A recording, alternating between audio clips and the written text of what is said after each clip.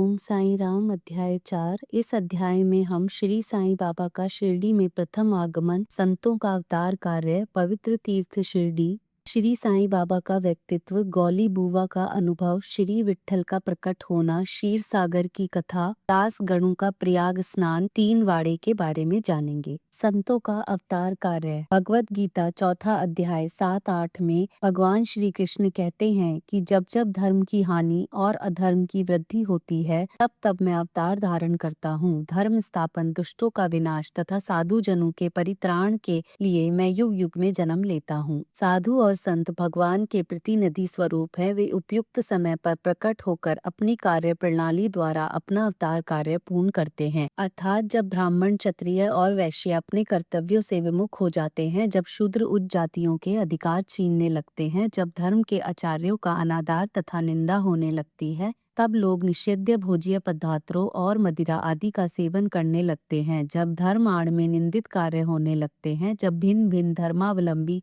परस्पर लड़ने लगते हैं, जब ब्रह्मांड संध्यादि कर्म छोड़ देते हैं, कर्मठ पुरुषों की धार्मिक कृत्यों में अरुचि उत्पन्न हो जाती है, जब योगी ध्यानादि कर्म करना छोड़ देते हैं और जब जन साधारण की ऐसी धारणा हो जाती है कि केवल धन, संतान और स्त्री ही सर्वस्व है, तथा इस प्रकार जब लोग सत्य मार्ग से विचलित होकर अधःपतन की ओर अग्रसर होने लगते हैं, तब संत प्रकट होकर अपने उपदेशों एवं आचरण के द्वारा धर्म की संस्थापना करते हैं। वे समुद्र के ज्योति स्तंभ की तरह हमारा उचित मार्गदर्शन करते तथा सत्य पथ पर चलने को प्रेरित करते हैं। इसी मार्ग पर अनेक संत निर्वतीनाथ, ज्ञानदेव, मुक्ताबाई, नामदेव, गौरा, गोड़ाई, एकनाथ, तुकाराम, नरहरि, नरसी भाई, सजन कसाई, सावंता माली तथा रामदास, अन्य कई संत सत्य मार्ग का दिग्दर्शन कराने हेतु भिन्न भिन्न अवसरों पर प्रकट हुए और इन सबके पश्चात शिरडी में श्री साईं बाबा का अवतार हुआ। पवित्र तीर्थ शिरडी। अहमदनगर जिले में गोदावरी के तट बड़े ही भाग्यशाली हैं, जिन पर अनेक संतों ने जन्म धारण किया और अनेकों ने वहां आश्रय पाया। ऐसे संतों में श्री ज्ञानेश्वर महाराज प्रमुख थे। शिरडी अहमदनगर जिले के राहता तालुका में है। गोदावरी नदी पार करने के पश्चात मार्ग सीधा शिरडी को जाता है। 8 मील चलने पर जब आप नीम गांव पहुंचेंगे तो वहां से शिरडी दृष्टिगोचर होने लगती है। कृष्णा नदी के तट पर अन्य तीर्थ स्थान गाड़गापुर, नरसिंहवाड़ी और आदमपुर के समान ही शिरडी भी प्रसिद्ध तीर्थ है। जिस प्रकार दामोजी ने मंगलवेढ़ा को, समर्थ रामदास ने सज्जनगढ़ को, दत्तावतार श्री नरसिंह सरस्वती वे वाड़ी को पवित्र किया, उसी प्रकार श्री साईनाथ ने शिरडी में अवतीर्ण होकर उसे पावन बनाया। श्री साईं बाबा का व्यक्तित्व। श्री साईं बाबा के सानिध्य से शिरडी का महत्व विशेष बढ़ गया। अब हम उनके चरित्र का अवलोकन करेंगे। उन्होंने इस भव सागर पर विजय प्राप्त कर ली थी, जिसे पार करना महान दुष्कर तथा कठिन है। शांति उनका आभूषण था तथा वे ज्ञान की साक्षात प्रतिमा थे। वैष्णव भक्त सदैव वहां आश्रय पाते थे। दानवीरों में वे राजा कर्ण के समान दानी थे। वे समस्त सारों के सार रूप थे। ऐहिक पदार्थों से उन्हें अरुचि थी। सदा आत्म स्वरूप में निर्मग्न रहना ही उनके जीवन का मुख्य ध्येय था। अनित्य वस्तुओं का आकर्षण उन्हें छू भी नहीं गया था। उनका हृदय शीशे के सदृश उज्जवल था। उनके श्रीमुख से सदैव अमृत वर्षा होती थी। अमीर और गरीब उनके लिए दोनों एक समान थे। मान अपमान की उन्हें किंचित मात्र भी चिंता न थी। वे निर्भय होकर संभाषण करते, भांति भांति के लोगों से मिलजुल कर रहते। नर्तकियों का अभिनय तथा नृत्य देखते और गजल कवालियां भी सुनते थे। इतना सब होते हुए भी उनकी समाधि किंचित मात्र भी भंग न होती थी। अल्लाह का नाम सदा उनके होठों पर था। जब दुनिया जागती तो वे सोते और जब दुनिया सोती तो वे जागते थे। उनका अंतःकरण प्रशांत महासागर की तरह शांत था। ना उनके आश्रम का कोई निश्चय कर सकता था और ना उनकी कार्य प्रणाली का अंत पा सकता था। कहने के लिए तो वे एक स्थान पर निवास करते थे, परंतु विश्व के समस्त व्यवहारों व व्यापारों का उन्हें भली भांति ज्ञान था। उनके दरबार का रंग ही निराला था। वे प्रतिदिन अनेक किंवदंतियां कहते थे, परंतु उनकी अखंड शांति किंचित मात्र भी विचलित न होती थी। वे सदा मस्जिद की दीवार के सहारे बैठे रहते थे तथा प्रातः मध्याह्न और सायकाल लेंडी और चावड़ी की ओर वायु सेवन करने जाते तो भी वे सदा आत्मस्थित ही रहते थे। स्वतः सिद्ध होकर भी वे साधकों के समान आचरण करते थे। वे विनम्र, दयालु तथा अभिमान रहित थे। उन्होंने सबको सदा सुख पहुंचाया। ऐसे थे श्री साईं बाबा, जिनके श्री चरणों का स्पर्श कर शिरडी पावन बन गई। उसका महत्व असाधारण हो गया। जिस प्रकार ज्ञानेश्वर ने आलंदी और एकनाथ ने पैठण का उत्थान किया, वही गति श्री साईं बाबा द्वारा शिरडी को प्राप्त हुई। शिरडी के फूल, पत्ते, कंकड़ और पत्थर भी धन्य हैं, जिन्हें श्री साईं चरणाम्बुजों का चुंबन तथा उनकी चरण रज मस्तक पर धारण करने का सौभाग्य प्राप्त हुआ। भक्तगण को शिरडी एक दूसरा पंढरपुर, जगन्नाथपुरी, द्वारका, बनारस, महाकालेश्वर तथा गोकुंड महाबलेश्वर बन गई।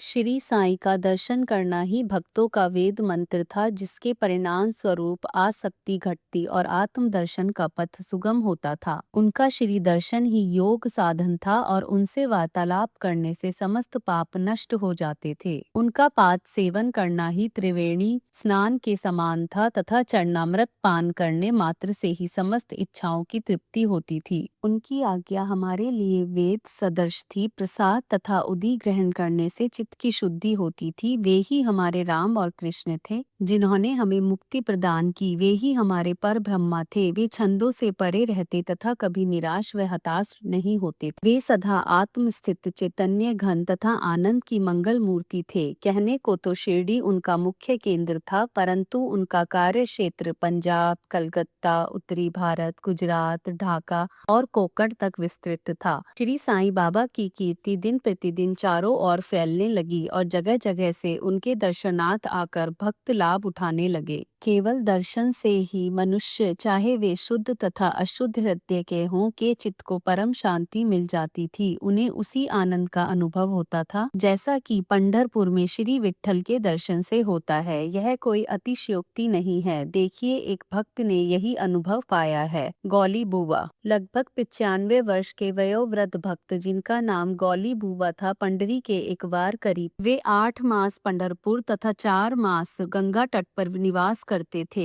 सामान ढोने के लिए वे एक गधे को अपने पास रखते और एक शिष्य भी सदैव उनके पास रहता था। वे प्रति वर्ष वारी लेकर पंढरपुर जाते और लौटते समय श्री बाबा के दर्शनार्थ शिरडी आते थे। बाबा पर उनका अगाध प्रेम था। वे बाबा की ओर एक टक निहारते और कह उठते थे कि ये तो श्री पंढरीनाथ, श्री विट्ठल के अवतार हैं, जो अनाथ नाथ, दीन दयाल और दीनों के नाथ हैं। गोली महाराज श्री विठोबा के परम भक्त थे। उन्होंने अनेक बार पंढरी की यात्रा की तथा प्रत्यक्ष अनुभव किया कि श्री साईं बाबा सचमुच में ही पंढरीनाथ हैं। विट्ठल स्वयं प्रकट हुए। श्री साईं बाबा की ईश्वर चिंतन और भजन में विशेष अभिरुचि थी। वे सदैव अल्लाह मालिक पुकारते तथा भक्तों से कीर्तन सप्ताह करवाते थे। इसे नाम सप्ताह भी कहते हैं। एक बार उन्होंने दास गणु को कीर्तन सप्ताह करने की आज्ञा दी। दास गणु ने बाबा से कहा कि आपकी आज्ञा मुझे शिरोधार्य है, परंतु इस बात का आश्वासन मिलना चाहिए कि सप्ताह के अंत में विट्ठल अवश्य प्रकट हो। बाबा ने अपना हृदय स्पर्श करते हुए कहा कि विट्ठल अवश्य प्रकट होंगे, परंतु साथ ही भक्तों में श्रद्धा व तीव्र उत्सुकता का होना भी अनिवार्य है। ठाकुरनाथ की डंकपुरी, विट्ठल की पंडरी, रणछोड़ की द्वारका, यही तो है। किसी को दूर जाने की आवश्यकता नहीं है। क्या विट्ठल कहीं बाहर से आएंगे? वे तो यही विराजमान हैं। जब भक्तों में प्रेम और भक्ति का स्रोत प्रवाहित होगा तो विट्ठल स्वयं ही यहाँ प्रकट हो जाएंगे। सप्ताह समाप्त होने के बाद विट्ठल भगवान इस प्रकार प्रकट हुए।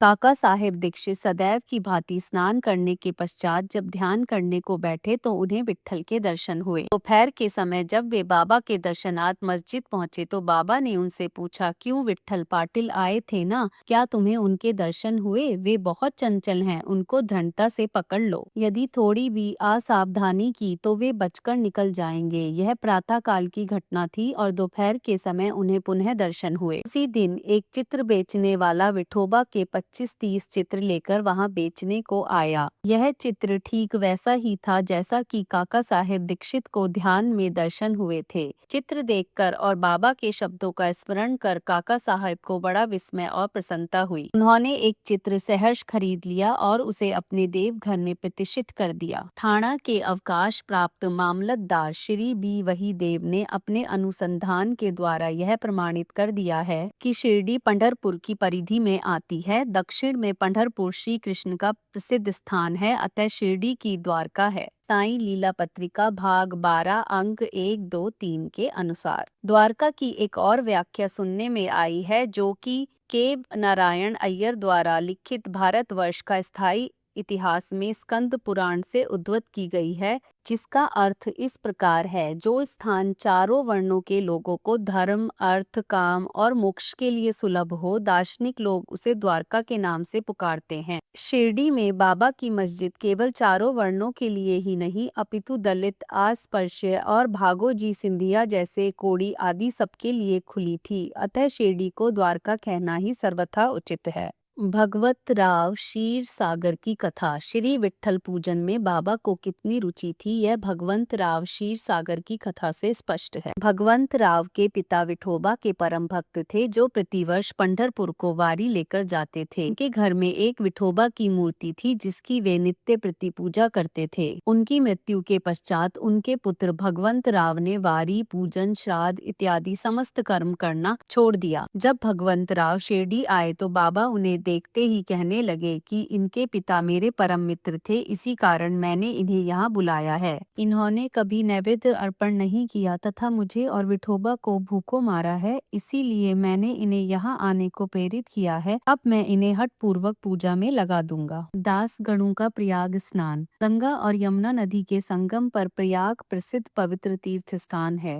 हिंदुओं की ऐसी भावना है कि वहाँ स्नान आदि करने से समस्त पाप नष्ट हो जाते हैं। इसी कारण प्रत्येक पर्व पर सहस्त्रों भक्तगण वहां जाते हैं और स्नान का लाभ उठाते हैं। एक बार दास गणों ने भी वहां जाकर स्नान करने का निश्चय किया। इस विचार से वे बाबा से आज्ञा लेने उनके पास गए। बाबा ने कहा कि इतनी दूर व्यर्थ भटकने की क्या आवश्यकता है, अपना प्रयाग तो यही है, मुझ पर विश्वास करो। आश्चर्य, महान आश्चर्य। जैसे ही दास गणों बाबा के चरणों पर नत हुए तो बाबा के श्री चरणों से गंगा यमुना की धारा वेग से प्रवाहित होने लगी। यह चमत्कार देखकर दास गणों का प्रेम और भक्ति उमड़ पड़ी। आंखों से अश्रुओं की धारा बहने लगी। उन्हें कुछ अंतः स्फूर्ति हुई और उनके मुख से श्री साईं बाबा की स्रोत ध्वनि स्वतः प्रवाहित होने लगी। श्री साईं बाबा का शिरडी में प्रथम आगमन। श्री साईं बाबा के माता पिता, उनके जन्म और जन्म स्थान का किसी को भी ज्ञान नहीं है। इस संबंध में बहुत छानबीन की गई। बाबा से तथा अन्य लोगों से भी इस विषय में पूछताछ की गई, परंतु कोई संतोषप्रद उत्तर अथवा सूत्र हाथ न लग सका। यथार्थ में हम लोग इस विषय में सर्वथा अनभिज्ञ हैं। नामदेव और कबीरदास जी का जन्म अन्य लोगों की भांति नहीं हुआ था। वे बाल रूप में प्रकृति की गोद में पाए गए थे। नामदेव भीमरथी नदी के तीर पर गोनाई को और कबीर भागीरथी नदी के तीर पर तमाल को पड़े हुए मिले थे, और ऐसा ही श्री साईं बाबा के संबंध में भी था। वे शिरडी में नीम वृक्ष के तले 16 वर्ष की तरुणावस्था में स्वयं भक्तों के कल्याणार्थ प्रकट हुए थे। उस समय भी वे पूर्व ब्रह्मा ज्ञानी प्रतीत होते थे। स्वप्न में भी उनको किसी लौकिक पदार्थ की इच्छा नहीं थी। उन्होंने माया को ठुकरा दिया था और मुक्ति उनके चरणों में लौटती थी। शिरडी ग्राम की एक वृद्ध स्त्री नाना चौपदार की माँ ने उनका इस प्रकार वर्णन किया है। एक तरुण, स्वस्थ, फुर्तीला तथा अति रूपवान बालक सर्वप्रथम नीम वृक्ष के नीचे समाधि में लीन दिखाई पड़ा। सर्दी व गर्मी की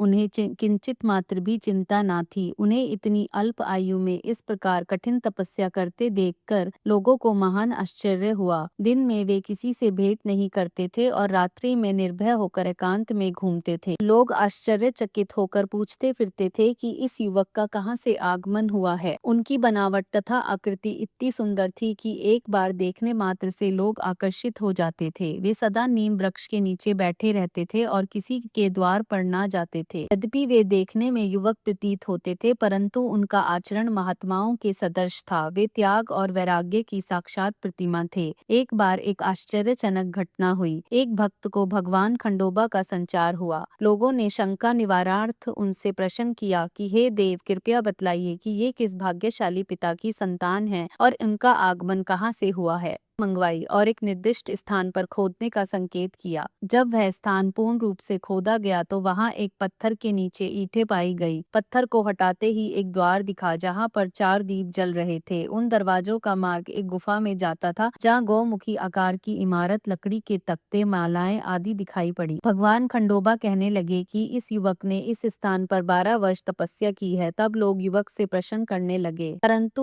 उसने यह कहकर बात टाल दी कि यह मेरे श्री गुरुदेव की पवित्र भूमि है, अतएव मेरा पूज्य स्थान है। तब लोगों ने उस दरवाजे को पूर्वतः बंद कर दिया। जिस प्रकार अश्वत्थ तथा औदुंबर वृक्ष पवित्र माने जाते हैं, उसी प्रकार बाबा ने भी इस नीम वृक्ष को उतना ही पवित्र माना और प्रेम किया। महाल सापती तथा शिरडी के अन्य भक्त इस स्थान को बाबा के गुरु का समाधि स्थान मानकर सदैव नमन किया करते थे। 3 वाड़े। नीम वृक्ष के आसपास की भूमि श्री हरि विनायक साठे ने मोल ले ली और उस स्थान पर एक विशाल भवन का निर्माण किया जिसका नाम साठेवाड़ा रखा गया। बाहर से आने वाले यात्रियों के लिए वह वाड़ा ही एकमात्र विश्राम स्थान था जहाँ सदैव भीड़ रहा करती थी। नीम वृक्ष के नीचे चारों ओर चबूतरा बांधा गया। सीढ़ियों के नीचे दक्षिण की ओर एक छोटा सा मंदिर है जहाँ भक्त लोग चबूतरे के ऊपर उत्तराभिमुख होकर बैठते हैं। ऐसा विश्वास किया जाता है कि जो भक्त गुरुवार तथा शुक्रवार की संध्या को वहां धूप, अगरबत्ती आदि सुगंधित पदार्थ जलाते हैं, वे इस कृपा से सदैव सुखी होंगे। यह वाड़ा बहुत पुराना तथा जीर्ण शीर्ण स्थिति में था तथा इसके जीर्णोद्धार की नितांत आवश्यकता थी, जो संस्थान द्वारा पूर्ण कर दी गई। कुछ समय के पश्चात एक दूसरे वाड़े का निर्माण हुआ जिसका नाम दीक्षित वाड़ा रखा गया। काका साहेब दीक्षित कानूनी सलाहकार जब इंग्लैंड में थे तब वहां उन्हें किसी दुर्घटना से पैर में चोट आ गई थी। उन्होंने अनेक उपचार किए परंतु पैर अच्छा ना हो सका। नाना साहेब चांदोरकर ने उन्हें बाबा की कृपा प्राप्त करने का परामर्श दिया, इसीलिए उन्होंने सन 1909 में बाबा के दर्शन किए। उन्होंने बाबा से पैर के बदले अपने मन की पंगुता दूर करने की प्रार्थना की। बाबा के दर्शन से उन्हें इतना सुख प्राप्त हुआ कि उन्होंने स्थायी रूप से शिरडी में रहना स्वीकार कर लिया और इसी कारण उन्होंने अपने तथा भक्तों के हेतु एक वाड़े का निर्माण कराया। इस भवन का शिलान्यास दिनांक 9/12/1910 को किया गया। उसी दिन अन्य 2 विशेष घटनाएं घटित हुई। श्री दादा साहेब खापर्डे को घर वापस लौटने की अनुमति प्राप्त हो गई और चावड़ी में रात्रि को आरती आरंभ हो गई। कुछ समय में वाड़ा संपूर्ण रूप से बन गया और रामनवमी 1911 के शुभ अवसर पर उसका यथाविधि उद्घाटन कर दिया गया। इसके बाद एक और वाड़ा मानो एक शाही भवन नागपुर के प्रसिद्ध श्रीमंत बूटी ने बनवाया। इस भवन के निर्माण में बहुत धनराशि लगाई गई। उनकी समस्त निधि सार्थक हो गई क्योंकि बाबा का शरीर अब वहीं विश्रांति पा रहा है और फिलहाल वह समाधि मंदिर के नाम से विख्यात है। इस मंदिर के स्थान पर पहले एक बगीचा था जिसमें बाबा स्वयं पौधों को सींचते और उनकी देखभाल किया करते थे।